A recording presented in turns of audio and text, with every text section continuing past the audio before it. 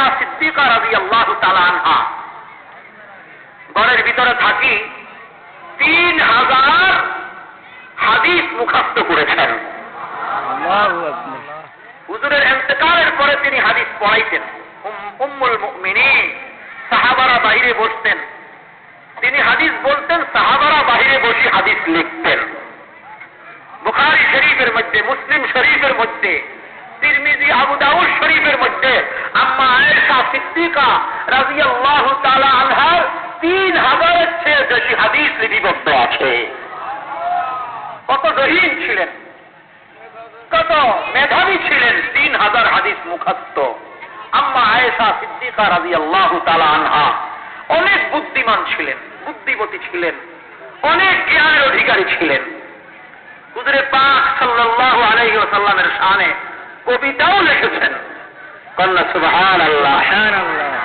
লানা শামসুন ওয়ালিল আফাক শামসুন ওয়া শামসি আফজালু শামসিস সামাই ফাশামসুন্না সাতাতলু বাদা ফাজরিন ওয়া শামসি তাতলু বাদাল ইশাই। কন্যা সুবহানাল্লাহ। আম্মা আয়েশা সিদ্দিকা রাদিয়াল্লাহু তাআলা আনহা হুজুর পাক সাল্লাল্লাহু আলাইহি ওয়াসাল্লামের শানে কবিতা লেখে। কি কয়? প্রত্যেক মানুষের একটা সূর্য আছে, আর আমারও একটা সূর্য আছে। প্রত্যেক মানুষের একটা সূর্য আছে, আর আমারও কি আছে? একটা সূর্য আছে। মানুষের সূর্য সকালবেলা উদিত হইয়া সন্ধ্যাবেলায় অস্ত যায়, আর আমার সূর্য সন্ধ্যা থেকে, সকাল থেকে বিকাল পর্যন্ত সাহাবায়ে কেরামদেরকে আলো দেয়। এরপরে এশার নামাজের পরে আমার কামরাতে আমার সূর্য উদিত হয়। কন্যা সুবহানাল্লাহ। শামসুন ওয়ালিল আফাকি শামসুন ওয়া শামসি আফজালু শামসিস সামাই। নিঃসন্দেহে আমার সূর্য আকাশের সূর্যের চেয়ে বেশি উত্তম, বেশি উৎকৃষ্ট। কারণ দুনিয়ার সূর্য তো সকাল থেকে সন্ধ্যা পর্যন্ত আলো দেয়, আর আমার সূর্য দিনেও আলো দেয়, রাত্রেও আলো দেয়। কন্যা সুবহানাল্লাহ। দিনের বেলায় সাহাবাদেরকে আলো দেয়, রাতের বেলায় আমি আয়েশাকে আলো দেয়। আল্লাহু আকবার। দিনে রাত্রে 24 ঘন্টা আল্লাহর রাসূল আলো বিতরণ করেন।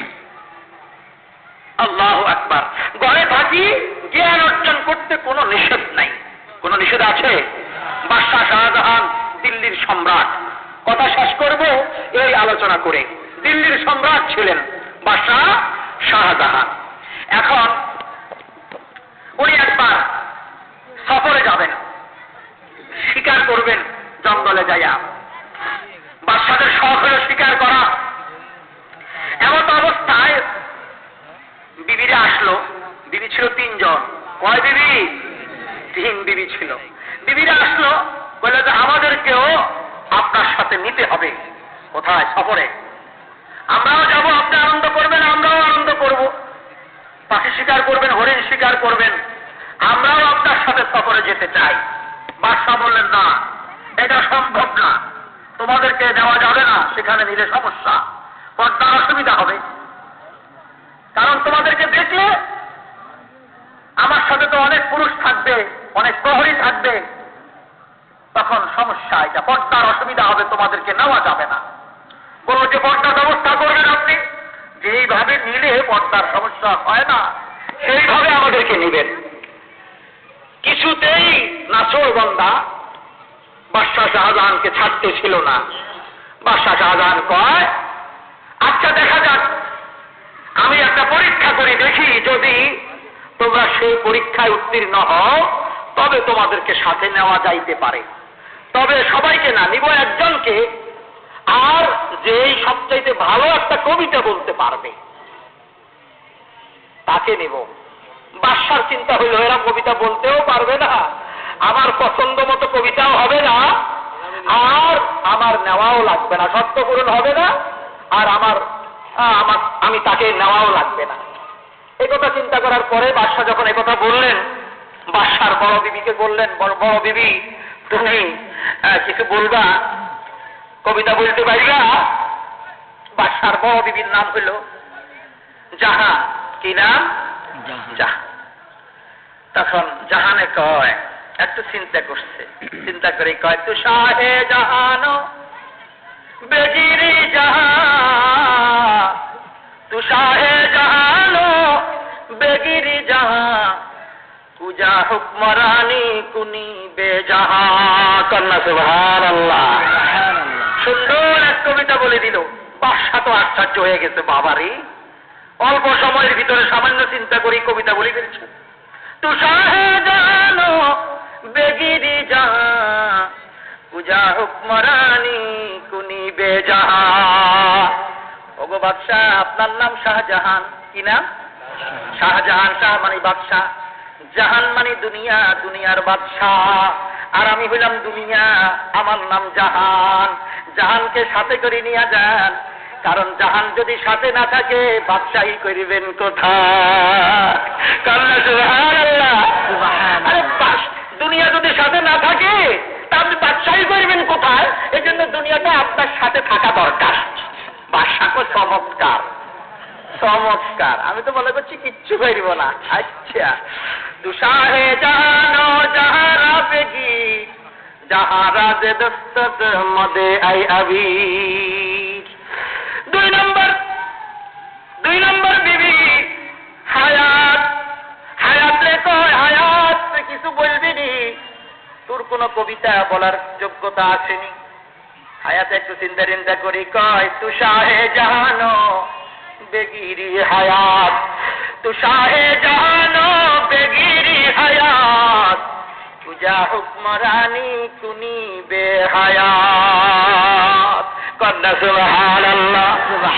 ও বাদশা, দুনিয়ার সাথে থাকলে চলবে না, হায়াতকে সাথে করে নিয়ে যান। হায়াত যদি না থাকে বাদশাহী করবেন কিভাবে? যদি মরি যান তাইলে বাদশাহী করতে পারবেননি, হায়াত থাকতে হবে সাথে। কন্যা সুবহানাল্লাহ।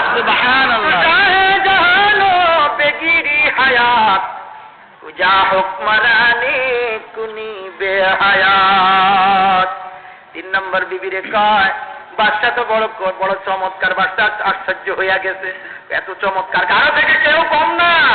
আল্লাহু আকবার। এরপরে কয়, ছোট বিবি তুমি কিছু বলতে পারবেনি? ছোট বিবির নাম ছিল ফানা। কি নাম ছিল? ফানা।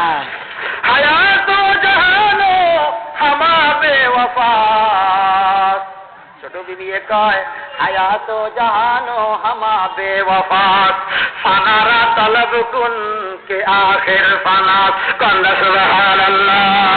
আরো জোরে কন সুবহানাল্লাহ। এরকম বিবির না দরকার। আল্লাহু আকবার, আল্লাহু আকবার। স্বামীরে খুশি করিবেন লাই কবিতা কয়। আর অনকা স্বামীর লগে না, স্বামীর লগে তো কর্কশ ভাষায় কথা কয়। স্বামীর লগে তো কর্কশ ভাষায়। আর অন্যান্য খালতো ভাই, মামতো ভাই, হুয়াতো ভাই, আর কিছু বাহিরের বন্ধু বান্ধব তো আছে, আছে কি নাই? লিভ টুগেদার, এটার আধুনিক নাম হইল কি? Live together. অর্থাৎ স্বামী একজন রাখা দরকার। এটা হইল সংসারের একজন প্রধান হিসাবে। কিন্তু আমার মনে যা চায় তাই করব, আমি অন্যদের সাথে সম্পর্ক রাখবো। স্বামী একজন থাকা দরকার। আমাদের ঠিকানা এটা হলো কি? একটা ঠিকানা আর কি। এই ঠিকানা মতো যেন মানুষ বুঝতে পারে।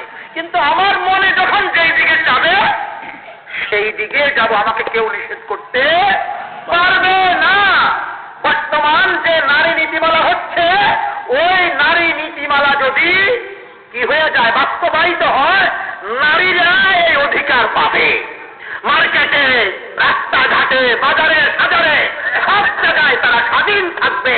কেউ তাদেরকে কিছু বলার অধিকার থাকবে না। স্বামী কথা বলতে পারবে না, তুমি ওই রাত কোথায় ছিলা, এটা স্বামী বলতে পারবে না।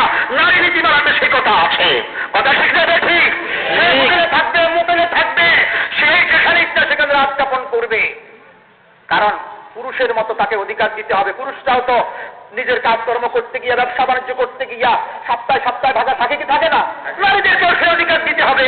তারাও এরকম ব্যবসা বাণিজ্য করতে গেলে তারাও তো এরকম হোটেলে মোটেলে থাকতে হবে, তাদেরকে থাকতে দিতে হবে। কি ভাই বিয়া করিবেন কন্যা? নারী নীতির মেলা যখন কি হয়ে যাবে, বাস্তবায়িত হবে, তখন কি আর বিয়ে করা যাইবনি? বিয়ে করবেন না কি করবেন কে জানে? এটা বিয়ে হইতো না, এটা টিকের উপরে উড়ি যাইব। কথা বুঝায় ফিরি। হায়াত জাহানো হামাবে ওয়াফাত ফানারা তলব কুন কে আখের ফালাস। ফালা কি কয়, ও বাচ্চা, হায়াত আপনার সাথে যাবে, জাহান আপনার সাথে যাবে, কিন্তু এরা সবাই বেওফা। হায়াতও বেওফা, জাহানও বেওফা। কথা ঠিক না বেঠিক? এরা ধোঁকাবাজ। হায়াতও মানুষের সাথে থাকে না, দুনিয়াও মানুষের সাথে থাকে না। কত বড় রাজা বাদশাকে সে লাঠি মারি কবরের ভিতরে ঢুকাই পালাইছে।